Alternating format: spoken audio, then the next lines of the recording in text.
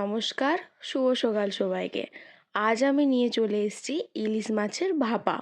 ইলিশ মাছের ভাপা রেসিপিটি বানানোর জন্য কি কি উপকরণ লাগছে চলো তোমাদের দেখিয়ে দিই। প্রথমে তো এখানে আমি মাছটা নুন হলুদ দিয়ে ভালোভাবে মাখিয়ে নেব। মাখিয়ে নেওয়ার পর এখানে আমি সর্ষের পেস্ট করে রেখেছিলাম, সেই সর্ষের পেস্টটা দিয়ে তারপর দেব পরিমাণ মতো নুন, কাঁচা সর্ষের তেল।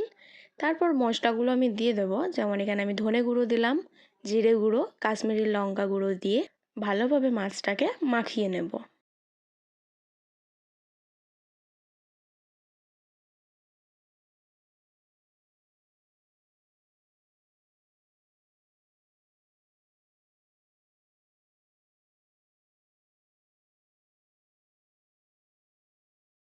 এখানে মাছটা মাখানো হয়ে গেলে এখানে আমি একটা টিফিন ঘাঁটি নেব, তার ভেতরে আমি এক এক করে সব মাছগুলো ভরে নেব। সামান্য জল দেব, তারপর টিফিন কাঠিটা ঢাকা দিয়ে দেব।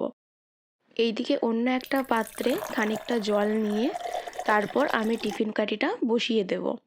20 থেকে 30 মিনিটের মতন এইভাবেই টিফিন কাঠিটা আমি জলের মধ্যে বসিয়ে রাখবো। টাইম হয়ে গেলে টিফিন কাঠিটা আমি জল থেকে তুলে নেব। তারপর ঢাকা খুলে অন্য জায়গায় পরিবেশন করলেই রেডি আমাদের ইলিশ মাছের ভাপা। খেতে অসাধারণ হয়েছিল, তোমরাও বাড়িতে বানিয়ে দেখতে পারো।